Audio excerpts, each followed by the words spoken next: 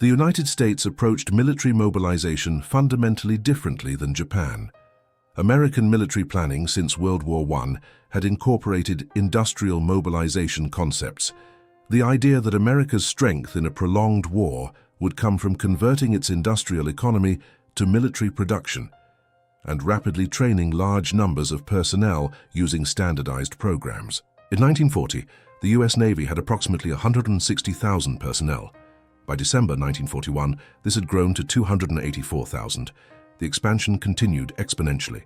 By December 1942, the Navy had grown to 1,677,000 personnel. By December 1943, it exceeded 2,482,000. This represented growth of more than 14 times in 3 years. This expansion was possible because the United States did not rely solely on career professionals. The American system used a cadre of experienced personnel to train large numbers of civilians in standardized programs. The Navy established training centers across the United States, each capable of processing thousands of recruits monthly. Training programs were compressed but effective, focusing on specific technical skills rather than years-long apprenticeships. The American approach to crew manning also differed significantly. U.S. ships carried larger crews than equivalent Japanese vessels. This provided redundancy and damage control, enabled sustained 24-hour operations, and allowed for more specialized roles. Where a Japanese destroyer might operate with 200 crew members, an American destroyer of similar size carried 300.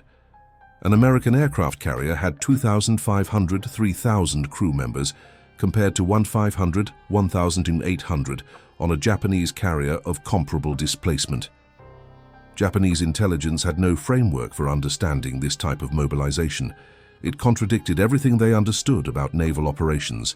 The result was that as American forces appeared in the Pacific, Japanese commanders consistently underestimated the numbers they faced. Yoshikawa's operational methodology in Honolulu demonstrated both sophistication and dedication. Declassified FBI surveillance reports from 1941 document his activities, though American counterintelligence failed to identify him as a trained intelligence officer until after the Pearl Harbor attack. He conducted harbor reconnaissance disguised as a civilian tourist, purchasing tickets for commercial harbor tour boats that passed within visual range of U.S. Navy anchorages. He chartered civilian aircraft for aerial photography missions over Oahu, using commercial camera equipment to document military installations. He memorized ship movements, patrol patterns, and fleet dispositions, encoding this information for transmission to Tokyo through the consulate's diplomatic communications. The intelligence Yoshikawa provided was tactically accurate. His reports correctly identified ship classes, approximate crew sizes based on vessel type, defensive gun positions, and patrol schedules. Japanese planning for the Pearl Harbor attack relied heavily on his reconnaissance. The operational failure was not in Yoshikawa's data collection, it was in how Tokyo interpreted the information within their strategic assumptions about American naval capabilities. Japanese naval analysts examining Yoshikawa's reports saw battleships, aircraft carriers, and cruisers of known classes. They calculated crew requirements based on Imperial Japanese Navy manning standards. The Japanese Navy operated on a principle of minimal crew sizes with maximum training intensity.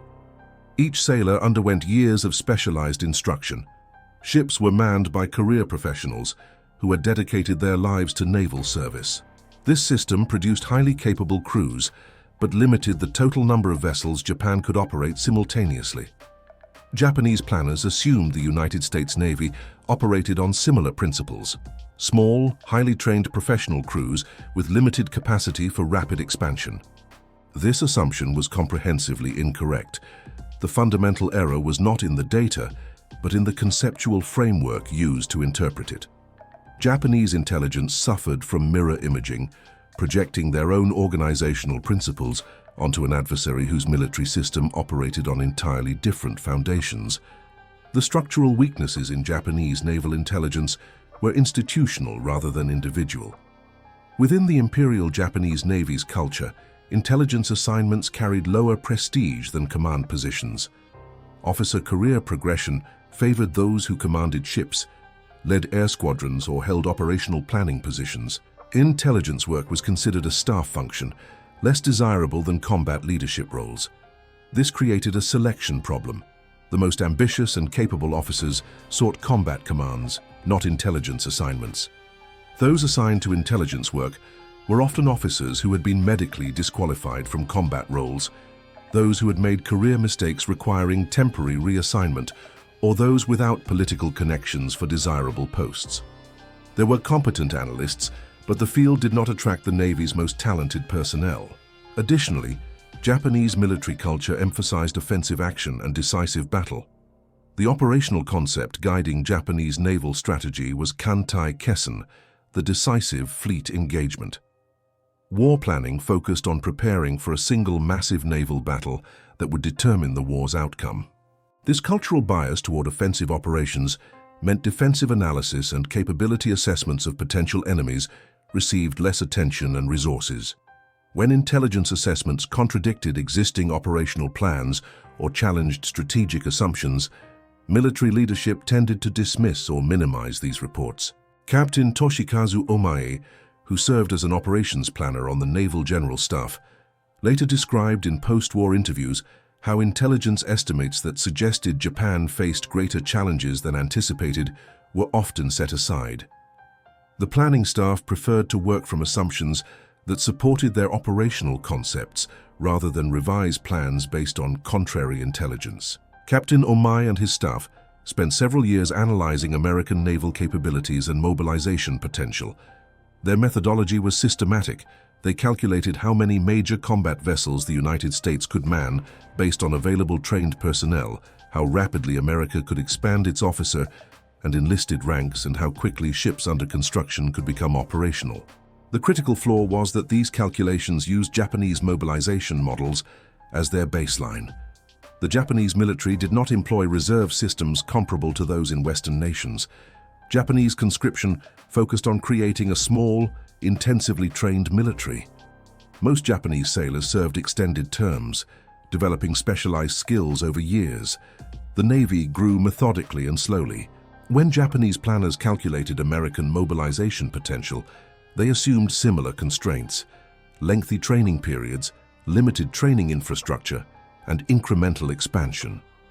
Based on these assumptions, Japanese estimates concluded the United States could field approximately 40 major combat vessels in the Pacific theater, supported by proportional numbers of destroyers, submarines, and auxiliaries. This seemed adequate for Japan's strategic concept: deliver a devastating initial strike, seize resource-rich territories in Southeast Asia and the Western Pacific, establish a defensive perimeter, and force the United States to negotiate a settlement before America could rebuild its Pacific fleet. The entire strategic framework rested on the assumption that American naval expansion would be gradual, allowing Japan time to consolidate its conquests and create defensible positions. This assumption was catastrophically wrong. The United States approached military mobilization fundamentally differently than Japan. American military planning since World War I had incorporated industrial mobilization concepts. The idea that America's strength in a prolonged war would come from converting its industrial economy to military production and rapidly training large numbers of personnel using standardized programs. In 1940, the U.S. Navy had approximately 160,000 personnel. By December 1941, this had grown to 284,000. The expansion continued exponentially. By December 1942, the Navy had grown to 1,677,000 personnel. By December 1943, it exceeded 2,482,000. This represented growth of more than 14 times in 3 years. This expansion was possible because the United States did not rely solely on career professionals. The American system used a cadre of experienced personnel to train large numbers of civilians in standardized programs. The Navy established training centers across the United States, each capable of processing thousands of recruits monthly. Training programs were compressed but effective, focusing on specific technical skills rather than years-long apprenticeships. The American approach to crew manning also differed significantly. U.S. ships carried larger crews than equivalent Japanese vessels. This provided redundancy and damage control, enabled sustained 24-hour operations, and allowed for more specialized roles. Where a Japanese destroyer might operate with 200 crew members, an American destroyer of similar size carried 300. An American aircraft carrier had 2,500 to 3,000 crew members, compared to 1,500, 1,800 on a Japanese carrier of comparable displacement. Japanese intelligence had no framework for understanding this type of mobilization. It contradicted everything they understood about naval operations. The result was that as American forces appeared in the Pacific, Japanese commanders consistently underestimated the numbers they faced.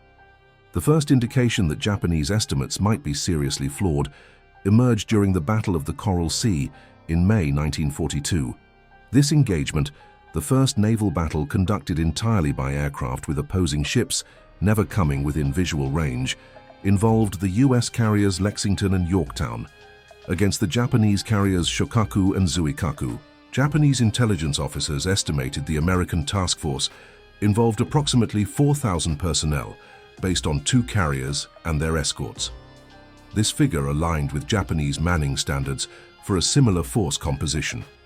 However, Japanese radio intercept units detected considerably more communications traffic than expected. Analysis of call signs, message volume, and transmission patterns suggested 8,000 to 9,000 personnel in the American task force, approximately double the estimate. Initial Japanese reaction was to attribute this to American inefficiency. Perhaps the Americans operated with poor communications discipline, generating unnecessary radio traffic. Perhaps their ships were overstaffed due to inferior training requiring more personnel for the same functions. The possibility that American vessels simply carried larger crews by design was not seriously considered. The Battle of Coral Sea ended inconclusively in tactical terms. The Japanese sank the Lexington and damaged the Yorktown. The Americans damaged Shokaku and inflicted heavy aircrew losses on both Japanese carriers. Strategically, the battle prevented a Japanese amphibious operation against Port Moresby, New Guinea, marking the first time Japanese expansion had been checked. The Battle of Midway in June 1942 provided more dramatic evidence of American crew capabilities. The carrier Yorktown, damaged at Coral Sea, had returned to Pearl Harbor with significant structural damage that Japanese intelligence estimated would require 3 months of repair work in dry dock. American damage control teams completed repairs in 72 hours. Yorktown departed Pearl Harbor and participated in the Midway operation. During the battle, Yorktown sustained 3 bomb hits from Japanese dive bombers. Japanese pilots reported the carrier dead in the water, likely sinking. American damage control parties restored propulsion and the ship returned to 20 knots within 2 hours. Later that day, 2 torpedo hits from Japanese aircraft struck Yorktown. This time the damage was fatal. The ship eventually sank 2 days later. But the speed and effectiveness of American damage control between attacks astonished Japanese observers. Post-battle intelligence recovery efforts by Japanese submarines included recovering documents from Yorktown debris. One document was a partial crew roster showing over 2,200 names, 50% larger than Japanese estimates for a carrier of that class. This meant more repair specialists, more technical personnel, more redundancy in critical functions. It explained the rapid damage control but contradicted Japanese assumptions about crew efficiency. The Battle of Midway itself demonstrated overwhelming American material superiority. The United States deployed 3 carriers, Enterprise, Hornet, and Yorktown, against 4 Japanese carriers, Akagi, Kaga, Hiryu, and Soryu.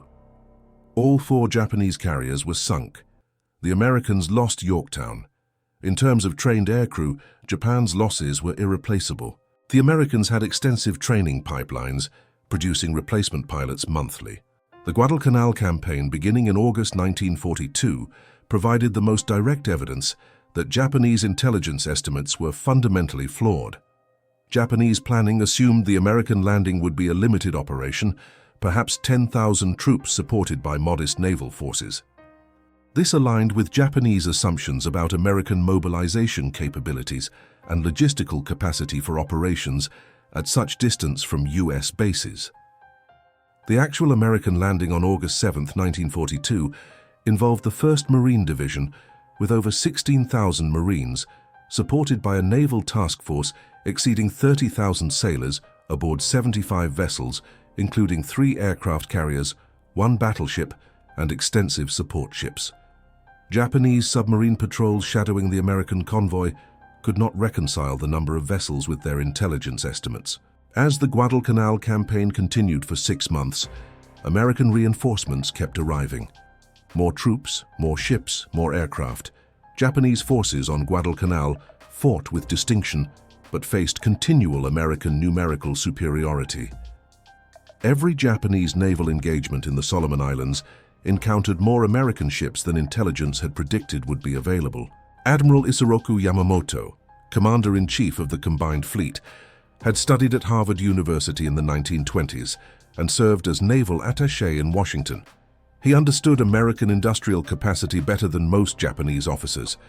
After reviewing reports from Guadalcanal, Yamamoto sent memoranda to Naval General Staff, noting that either the Americans had stripped their Atlantic fleet to a dangerous degree, or Japanese pre-war estimates of American naval strength were drastically understated. In early 1943, Tokyo ordered a comprehensive reassessment of American naval strength. Intelligence analysts worked for several weeks reviewing all available sources: reconnaissance reports, radio intercepts, prisoner interrogations, captured documents, and diplomatic intelligence. They correlated ship sightings across multiple theaters, analyzed American naval personnel recruitment advertisements in captured newspapers, and attempted to reconstruct American training infrastructure capacity. The revised estimates were submitted to the Navy Ministry in mid-1943. The analyst concluded that the United States Navy had approximately 1,800,000 personnel as of early 1943, with projections suggesting 24,000 by year's end. This represented roughly 10 times Japan's entire naval personnel strength. The report's conclusion was explicit. Japan was engaged in a war of attrition against an opponent with overwhelming manpower and industrial advantages, and no operational strategy could overcome this disparity. The report was classified at the highest security level. Only a small number of senior officers were briefed on its contents. The decision was made not to disseminate the revised estimates widely. Military leadership feared that if mid-level commanders understood the true scale of Japan's disadvantage, morale would collapse and fighting effectiveness would deteriorate. Better to maintain operational focus on tactical excellence and hope for a decisive engagement that could force a negotiated settlement. This decision meant that Japanese operational planning throughout 1943 and 1944 continued to be based on outdated estimates. Commanders continued to expect American forces to be smaller than they actually were. Battle plans consistently underestimated American numbers, leading to repeated tactical surprises. By 1944, the scale of American mobilization became undeniable, even without accurate intelligence estimates. The United States was conducting simultaneous major offensive operations in the Central Pacific, Southwest Pacific, China-Burma-India theater, Mediterranean, and preparing for the Normandy invasion in Europe. This required hundreds of thousands of troops across multiple theaters, supported by naval forces that had to be divided across both oceans. In the Pacific alone, the Americans launched the Marshall Islands Campaign in January 1944, the Marianas Campaign in June 1944, and the Philippines Campaign in October 1944, while maintaining pressure on Japanese positions throughout the Southwest Pacific. Each operation involved forces that would have represented a major national effort for Japan. Japanese commanders found themselves unable to concentrate forces effectively because American operations occurred simultaneously across vast distances. Reinforce one area and another came under attack. The Americans appeared to have inexhaustible reserves. Sink a task force and another appeared weeks later. Destroy an air group and replacement aircraft and pilots arrived shortly after. The reality was that American training infrastructure was producing more pilots, more sailors, more technical specialists every month than Japan could produce in a year. American shipyards were launching escort carriers, destroyers, and landing craft faster than Japan could sink them. The The war had become a mathematical certainty by 1944, though fighting continued for another year. The Battle of the Philippine Sea in June 1944 demonstrated the full scale of American naval superiority. Japan committed 9 aircraft carriers, 5 battleships, and numerous cruisers and destroyers, essentially the entirety of its remaining mobile fleet. The operation embarked approximately 450 carrier aircraft with the goal of achieving a decisive engagement that would cripple American carrier forces. The American task force included 15 fleet and light carriers, 7 fast battleships, and over 100 destroyers and escorts. Total personnel in the American task force exceeded 70,000 sailors. For comparison, Japan's entire navy at the start of the Pacific War had numbered approximately 400,000 personnel across all vessels, shore installations, and naval infantry. The Americans had deployed more personnel to one task force than Japan had in some entire theater commands. The battle, known to American pilots as the Great Marianas Turkey Shoot, resulted in the loss of 3 Japanese carriers and approximately 600 aircraft. American losses were 123 aircraft, mostly operational losses during nighttime recovery operations and minimal ship damage. Within days, American carriers had received replacement aircraft and pilots from logistics ships. The fleet remained at full operational capacity. For Japan, the losses were irreplaceable. The aircrew casualties meant that Japan's remaining carriers had insufficient trained pilots. The ships became floating targets unable to conduct effective air operations. The Battle of the Philippine Sea effectively ended Japan's ability to contest American naval superiority in the Pacific. The intelligence failure regarding American naval personnel strength had compounding strategic effects throughout the Pacific War. Because Japanese planning assumed limited American mobilization capacity, Japan's defensive strategy was predicated on defending a large perimeter, forcing the Americans to attack fortified positions at disadvantageous odds. The assumption was that American losses would accumulate faster than replacements could arrive, eventually making continued offensive operations unsustainable. This strategy failed because American replacement capacity exceeded Japanese estimates by an order of magnitude. American forces could sustain casualty rates that would have been crippling to Japan while continuing offensive operations without pause. The United States rotated units through combat zones, providing rest and retraining periods. Japan had no such luxury. Units remained in combat until depleted. By late 1944, Japan's strategic situation was hopeless. The home islands were within range of American bombers. The Navy had lost most of its carriers and trained aircrew. The Army was fighting defensive campaigns across the Pacific with no prospect of reinforcement. American submarine warfare had severed Japan's maritime supply lines, preventing resources from occupied territories from reaching Japanese industry. The intelligence failure at the war's beginning had created strategic assumptions that shaped every subsequent decision. By the time accurate assessments emerged in 1943, Japan had committed to a war plan that could not succeed against the opponent they actually faced. Correcting the estimates did not change the reality. Japan lacked the industrial capacity and manpower to compete with American mobilization regardless of strategy. The failure to accurately assess American naval personnel strength reflected deeper issues in Japanese strategic planning culture. The Imperial Japanese Navy's emphasis on offensive operations and decisive battle meant that capability assessments of potential enemies focused primarily on counting ships and aircraft rather than analyzing mobilization systems, industrial capacity, or training infrastructure. Japanese naval officers studied Western naval theory, particularly the works of American theorist Alfred Thayer Mahan.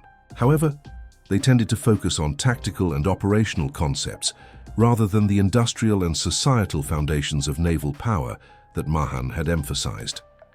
The Japanese Navy understood how to fight a fleet engagement. They understood less about how a nation mobilizes resources for extended war. There was also an element of wishful thinking in Japanese strategic planning. Senior officers recognized that a prolonged war with the United States would be extremely difficult.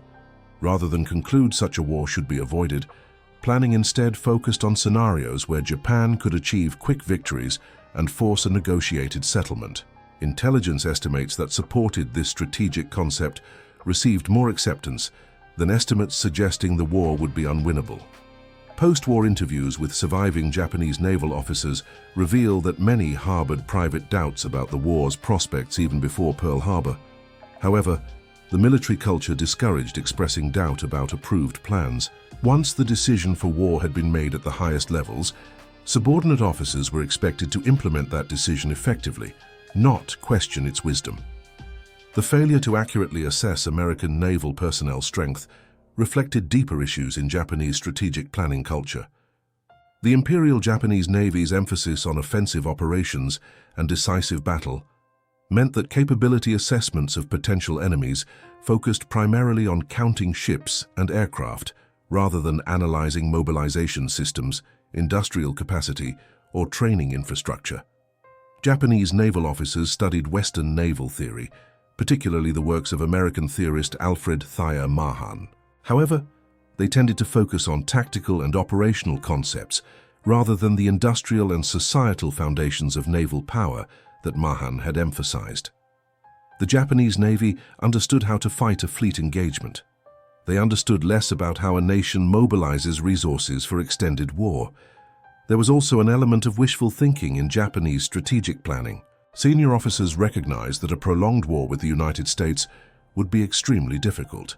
Rather than conclude such a war should be avoided, planning instead focused on scenarios where Japan could achieve quick victories and force a negotiated settlement. Intelligence estimates that supported this strategic concept received more acceptance than estimates suggesting the war would be unwinnable. Post-war interviews with surviving Japanese naval officers reveal that many harbored private doubts about the war's prospects even before Pearl Harbor. However, the military culture discouraged expressing doubt about approved plans. Once the decision for war had been made at the highest levels, subordinate officers were expected to implement that decision effectively, not question its wisdom. The American naval training infrastructure that enabled rapid mobilization was a deliberate creation of 1940-1941 planning. As war in Europe intensified and tensions with Japan increased, the U.S. Navy expanded training facilities across the country. The Navy established or expanded major training centers at Great Lakes, Illinois, San Diego, California, Norfolk, Virginia, and numerous other locations. Each training center processed thousands of recruits monthly through an 8-week basic training program, followed by specialized technical schools. Aviation training programs expanded dramatically, with new air stations opening throughout 1941-1942. Radar and electronic schools trained operators and technicians for new technologies. Damage control schools taught firefighting, compartment sealing, and emergency repairs. The system was not without problems. Early wartime training was sometimes rushed, with inadequate time for skill development. Quality control issues resulted in poorly trained personnel reaching fleet units. However, the Navy continuously refined programs based on combat experience feedback. By 1943, training quality had improved substantially, while throughput remained high. Officer training also expanded rapidly. The Naval Academy at Annapolis accelerated its program, graduating classes early. The Navy established officer candidate school programs for college graduates, producing junior officers in 3 to 4 months. Reserve officer programs trained merchant marine officers for naval auxiliary duty. This system produced adequate officer strength, though quality varied. The key advantage was scale. Even if American training programs produced graduates less skilled than Japanese equivalents, the sheer numbers overwhelmed Japanese advantages in individual quality. 10 adequately trained American sailors could accomplish more than 3 perfectly trained Japanese sailors because the numbers permitted task specialization and redundancy. Japanese naval intelligence collection during the Pacific War relied on several sources, each with limitations. Radio intercept stations monitored American communications, providing some insight into fleet movements and force composition.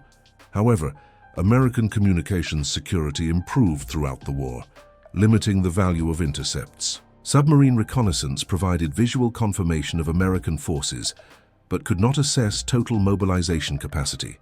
Agents in neutral countries provided some intelligence on American shipbuilding and training programs, but this information was incomplete and sometimes inaccurate. Japan lacked strategic intelligence collection systems comparable to what the Americans developed. Perhaps most significantly, the Americans had a clearer strategic intelligence picture because they had better access to neutral country information, technical intelligence from captured equipment, and prisoner interrogations that provided insights into Japanese training, morale, and logistics. The intelligence imbalance compounded Japan's disadvantages. Historical analysis inevitably prompts questions about alternative outcomes. If Japanese intelligence had accurately assessed American mobilization capacity before Pearl Harbor, would Japan have avoided war with the United States? The evidence suggests probably not. Japan's strategic situation in 1941 was driven by resource constraints, particularly oil. The American oil embargo of August 1941 meant Japan faced a choice between abandoning its conquests in China and Southeast Asia, or seizing oil resources in the Dutch East Indies, which would mean war with Britain, the Netherlands, and likely the United States. Accurate intelligence about American strength might have led to different operational planning. Rather than attempting to hold a large defensive perimeter, Japan might have focused on more limited objectives closer to the home islands. This would have shortened supply lines and concentrated forces. However, it would not have solved Japan's fundamental problem: lack of industrial capacity to compete with American production. Some Japanese officers, including Admiral Yamamoto, privately believed war with America was unwinnable, but saw no alternative given Japan's strategic position. Accurate intelligence would have reinforced this assessment, but would not have changed the political decisions that led to war.